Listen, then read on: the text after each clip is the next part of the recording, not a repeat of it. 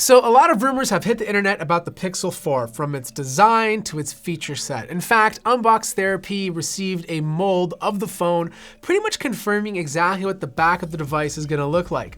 It's going to look exactly like the iPhone 11. It's going to have a big square camera bump on the top left-hand corner, and instead of housing 3 lenses like the iPhone 11, it's only gonna house 2. This is crazy because I can't remember a Pixel device that wasn't leaked.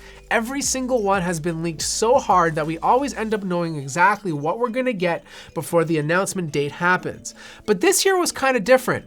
Google decided, instead of saying nothing, doing nothing, or ignoring comments from journalists, they decided to release a render of the back of the phone. This is a bold move for a company because essentially this could mean bad reactions from consumers before the product is announced.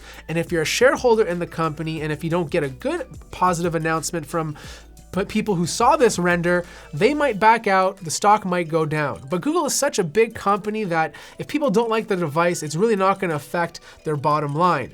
On top of this, it also allows Google to create hype around the product and, most importantly, to control the narrative. Now, the thing is, a lot of people are getting the second lens inside of this phone wrong. The second rear camera is not going to be a telephoto lens. They don't need to create a telephoto lens or use one because they're doing all those features perfectly with software. Portrait mode uses software and it does a fantastic job.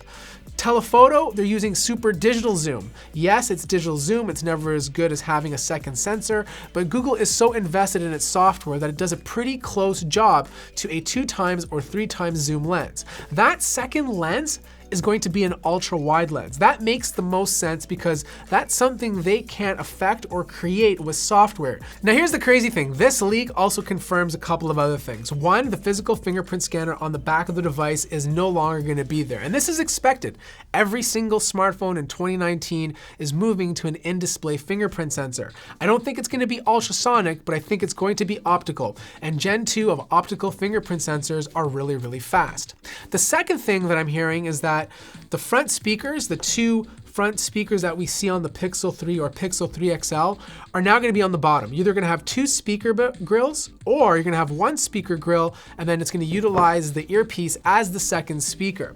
The display we don't know 100% about, but my feeling it's going to look a lot like the Galaxy S10. You're going to have the cutout on the top right-hand corner. It's going to house 2 lenses just like you have on the Pixel 3, one for your normal selfie and one for a wider selfie. So what I really want to know is how you feel about all of this, because I can't remember a time where Google blatantly came out or any company came out and confirmed leaks. That is a bold move. And for most companies, this could affect their bottom line based on the reaction of the market. But I think this is such a very Google move. It gives a positive outlook of the company itself because they're not afraid to take risks.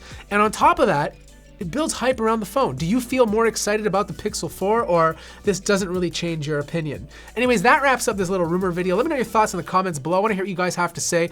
Like the video if you liked it, subscribe if you haven't already, and I'll see you guys in the next video.